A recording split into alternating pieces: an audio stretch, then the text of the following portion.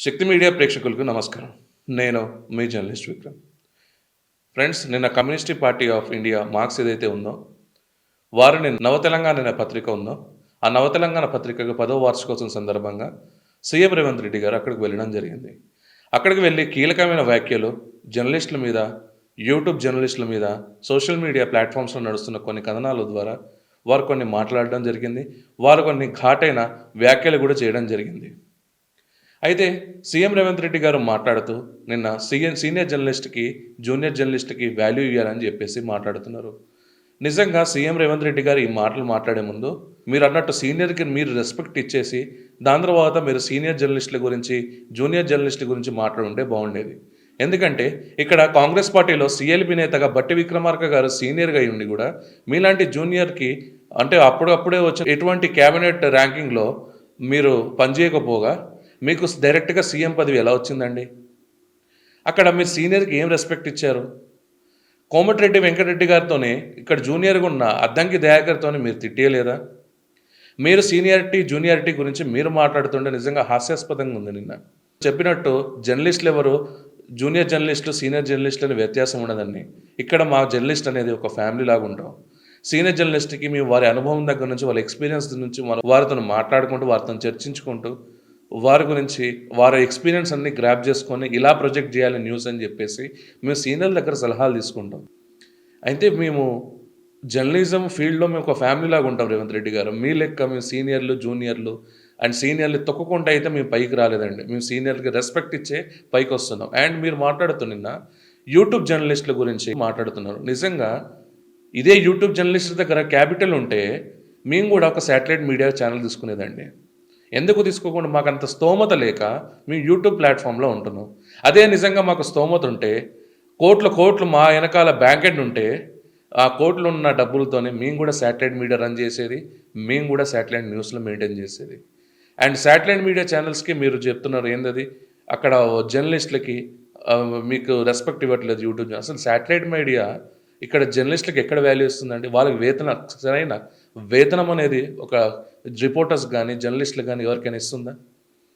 అసలు ఒక్కొక్క జర్నలిస్ట్, ఒక్కొక్క కెమెరామెన్ నాన్ జర్నలిస్ట్ స్టాఫ్ అయినా, జర్నలిస్ట్ స్టాఫ్ అయినా ఎంత సఫర్ అయితున్నారో తెలుసా?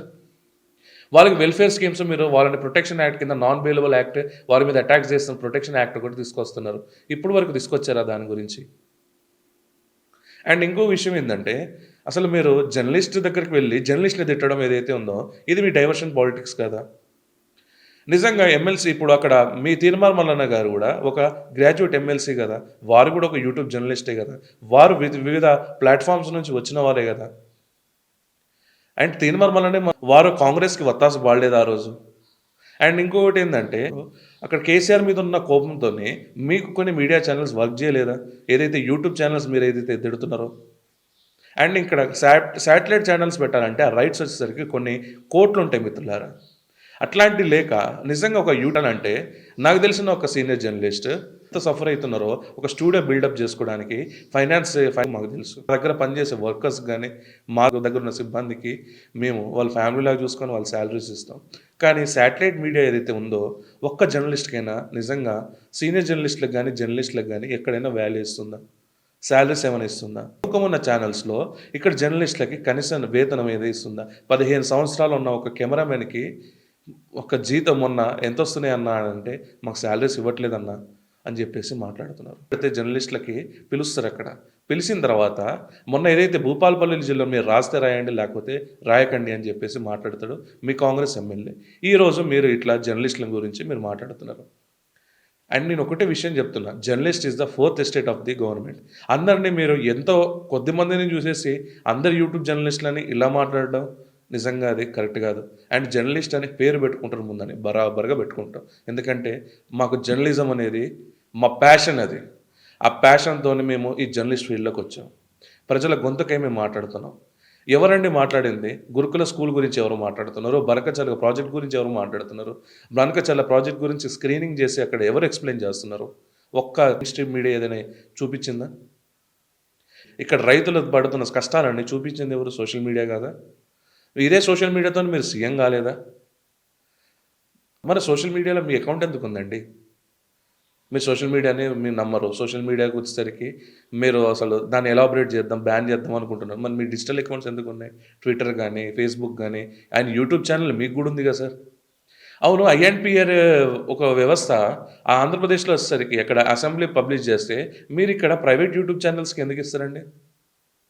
ఆ ప్రైవేట్ ఛానెల్ ఏంది ఎవరికి సంబంధించిన ఛానెల్ గూడా చెప్పనా? ఎందుకు సార్ ఇదంతా? మీరు అసెంబ్లీనే రన్ చేస్తుంది యూట్యూబ్ ఛానెల్ మీద. సెషన్స్ మీద రన్ అయ్యేదే మీ ఛానెల్‌లో ప్లే అయ్యేదే ఒక యూట్యూబ్ ఛానెల్‌తోని. ఐఎన్‌పిఆర్‌లో ఎప్పుడైనా అసెంబ్లీ సెషన్స్ వస్తున్నాయా మిత్రులారా? అసలు ఐఎన్‌పిఆర్ అక్కడ ఆంధ్రప్రదేశ్‌లో అక్కడ చూస్తే అసెంబ్లీ సెషన్స్ అనేది వస్తాయి. కానీ ఇక్కడ తెలంగాణలో వచ్చేసరికి ఐఎన్‌పిఆర్ వచ్చేసరికి అక్కడ అసెంబ్లీ సెషన్స్ ప్లే కాదు. అంటే ఇక్కడ మీ యూట్యూబ్ ఛానెల్ ఒక యూట్యూబ్ ఛానెల్‌కి ఇస్తే మీకు నచ్చినట్టు డిజైనింగ్ చేసుకోవడానికా? అండ్ ఇంకొకటి క్లారిటీగా చెప్తున్నా. అప్పుడు రాజకీయ నాయకులతోని మీరు కొట్లాడుకోండి. కానీ ఇక్కడ జర్నలిస్ట్ అనేటోడు ఇక్కడ యూట్యూబ్ స్టూడియో పెట్టాలంటే మినిమమ్ టు మినిమమ్ 5,00,000 నుంచి మినిమమ్ గ్రేడ్ నుంచి చెప్తున్నా. 5,00,000 దగ్గర నుంచి ఇంకా ఎదుగుతున్న కొద్దీ ఒక 25,00,000 దాకా అయితది ఒక స్టూడియో కరెక్ట్‌గా బిల్డప్ చేసుకోవాలంటే. అట్లెందుకు జర్నలిస్ట్ శంకర్ వాళ్ళ ఆఫీస్‌ని ఏదో ఆయన పార్టీ పక్కన పెడితే, ఆయన మిమ్మల్ని గవర్నమెంట్‌లో చేసే నెగెటివ్స్‌నే కదా క్వెషన్ చేసేది. అట్లాంటి జర్నలిస్ట్ శంకర్‌ది ఆఫీస్‌కి వెళ్ళేసి మీరు ఆ స్క్రీన్ అంతా తీసేసుకొని, ఆ కెమెరాలన్నీ చేసుకొని సిబ్బందిని ఇబ్బంది పెట్టి మీరంతా చేయలేదా? ఇలా కోకొల్లలుగా మీరు డిజిటల్ మీడియా మీద అటాక్స్ చేస్తున్నారు. కానీ అది బౌన్స్ అయ్యి బయటికొస్తుంది. ఒకసారి మీరు అది తెలుసుకోండి. ఇంకోటేమన్నారు, జర్నలిజం చదువుకున్న ఊనమానాలు గూడా తెలుసా అంటున్నారు. మీరేమన్నా పొలిటికల్ సైన్స్ చేసిన ఏదైనా ప్రొఫెసరా? మీ దాంట్లో ఇప్పుడు మీరు ఉన్న మంత్రులు గానీ, ఇక్కడ ఉన్న ఎమ్మెల్యేలు గానీ, ఎవరైనా పొలిటికల్ సైన్స్ చేసినోడున్నాడా? ఒక్కొక్కళ్ళ మీద క్రిమినల్ రికార్డ్స్ ఎంతున్నయి? అసలు మీరు ఎలిజిబుల్ ఆ పోస్ట్‌కి? ఒక్కసారి ఆలోచించుకొని, ఇలా జర్నలిస్ట్ మీద మాట్లాడే ముందు ఒక్కసారి మీ ఫేస్ అద్దంలో చూసుకుంటే బెటర్. అనుకుంటూ కొంతమంది సోషల్ మీడియాలో పెట్టుకుంటూ పబ్బం గడుపుతున్నారు. వాళ్ళకి చెప్తున్నా, ఇదే జర్నలిస్టులు మాట్లాడకపోతే మీకు కంటెంట్ కూడా దొరకదురా. ఈ జర్నలిస్టుల మీద మాట్లాడి మీరు కంటెంట్ తీసుకుంటున్నారు. అది లేడీ అయినా అవ్వనియండి, జెన్ అయినా అవ్వనియండి. ఇదే కంటెంట్ మీద మీరు మళ్ళీ పెట్టుకునేది కూడా ఇదే యూట్యూబ్‌లోనే. ఇదే యూట్యూబ్ ప్లాట్‌ఫామ్‌లోనే మీరు పెట్టుకుంటున్నారు. మళ్ళీ మీరు యూట్యూబ్ జర్నలిస్ట్‌ని తిడతారు. సో, ఇది విచిత్రమైన పోకడకి వెళ్తుంది కాబట్టి అండ్ యూట్యూబ్ జర్నలిస్టులు మాట్లాడే ముందు వాళ్ళు అసభ్యంగా మాట్లాడుతున్నారు. మరి మీరు మాట్లాడే తీరేంది సార్? చీఫ్ మినిస్టర్‌గా మీరున్నారు కదా! మీరేం మాట్లాడుతున్నారు? ఎంఎస్ఎంఈ మీ మీడియా హౌస్‌ని మేము రిజిస్టర్ చేసుకున్నాం. రిజిస్టర్‌లు చేసుకొని అక్కడ మేము గవర్నమెంట్‌కి ట్యాక్స్ కడుతూనే మేమిక్కడ తీసుకుంటున్నాం. మేము తీసుకునే ఇప్పుడు రికార్డ్ చేస్తున్న ఈ మైకే గానియండి, అక్కడ కెమెరా అయినా గానీ, లైటింగ్ సెటపే గానియండి, అండ్ ఇక్కడ ఉన్న ల్యాప్‌టాపే గానియండి, ప్రతి దాని మీద జీఎస్టీ కడుతున్నాం. అండ్ మాకు కమర్షియల్ ఎలక్ట్రిసిటీ బిల్స్ కూడా వస్తూ ఉంటాయి. రాయితీలు ఉంటాయేమో కానీ మాకిక్కడ రాయితీలు ఉండవు. సో, ఇండిపెండెంట్ జర్నలిస్ట్‌ని మీరు క్వెషన్ చేసే ముందు మీరు క్వెషన్ చేసుకోండి. బూతులు తిట్టడం మీ దగ్గర నుంచి వస్తున్న ఇది పద్ధతి కాబట్టి, నాయకుడే మాట్లాడితే ప్రజలెందుకు మాట్లాడరు సార్? దొక్కలు చేరుస్తా, పండబెట్టి తొక్కుతా, పేగులు మెడలేసుకొని తిరుగుతా. ఇవన్నీ మీ స్టైల్ ఆఫ్ మాటలే. అదే మాటలు ఇక్కడ జర్నలిస్టులు మాట్లాడుతున్నారు కొంతమంది. దాంట్లో తప్పేముంది? సో, మీరు కరెక్ట్‌గా ఉండి, ఇంకొకళ్ళకి చెప్తే అది బావుంటది. మీ దగ్గరే కరెక్ట్ లేని ఒక వ్యవస్థ కరెక్ట్ లేదు మీ దగ్గరనే. మీరు జర్నలిస్ట్‌కి చెప్పేంత స్థాయికెళ్ళిర్రా అని చెప్పేసి మిమ్మల్ని క్వెషన్ చేయొచ్చు. ఒకవేళ క్వెషన్ చేస్తే మళ్ళీ బట్టలు కూడా తీసి తంతానే అనేసి భయంతోనే మేమేం చెప్పట్లేదు అట్లా. సో, జర్నలిజంని బతకనియండి. అండ్ మీరు చెప్తున్నట్టు నిజంగా అక్కడ జర్నలిస్టులు ఏదైతే మెయిన్ స్ట్రీమ్ మీడియాలో ఉన్న జర్నలిస్ట్‌లకి మీరు గిగ్గీ వర్కర్స్ అంటున్నారు కదా! స్విగ్గీ, జొమాటో అంటున్నారు కదా! వాళ్ళకైనా జీతాలు వస్తాయేమో గానీ వీళ్ళకి అసలు 1% కూడా జీతాలు రాట్లేదు సార్. జర్నలిస్టులకి మెయిన్ స్ట్రీమ్ మీడియాలో పనిచేస్తున్న వాళ్ళకి జీతాలు రాట్లేదు. ఏది so called media channels, prominent media ఛానెల్స్‌లోనే జీతాలు ఇవ్వట్లేదు అక్కడ. జర్నలిస్ట్ ఏం తిని బతుకుతాడు? వాళ్ళ కుటుంబాన్ని ఏం చూసుకుంటాడు? దాని మీద సొయ్య లేదు గానీ, మీరు చెప్పినట్టు జర్నలిస్ట్‌కి వచ్చిన వెల్‌ఫేర్ గురించి మీరు చెప్తున్నట్టు, ఆ జర్నలిస్ట్‌కి మీరు ఏం వెల్‌ఫేర్ ఇచ్చారసలు? 1 పైసా వెల్‌ఫేర్ అయినా ఇచ్చారా? మీరు గవర్నమెంట్ 2018 దగ్గర నుంచి 2023 దాకా మీరు మేనిఫెస్టోలో పెడుతూనే ఉన్నారు జర్నలిస్టుల గురించి. వాళ్ళకి గృహాలేమైనాయి? పక్కా ప్లాట్‌లేమైనాయి? వాళ్ళకి హెల్త్ గురించి చూసుకుంటున్నారు. ఆ హెల్త్ కార్డ్స్ ఏమైనాయి? ఇవన్నీ చెప్పుకుంటూ పోతే కోకొల్లలుగా ఉంటాయి సార్. సార్ మీరు యూట్యూబ్ జర్నలిస్ట్‌గా మీరు ఏం చేయకపోయినా, కానీ అక్కడ ఏదైతే మెయిన్ స్ట్రీమ్ మీడియా జర్నలిస్టులకి జీతాలు ఇచ్చేటట్టు చూడండి. అండ్ ఇంకొకటి మెయిన్ స్ట్రీమ్ మీడియాకి ఏదైతే అక్కడ యాజమాన్యం అడ్వర్టైజ్మెంట్‌దే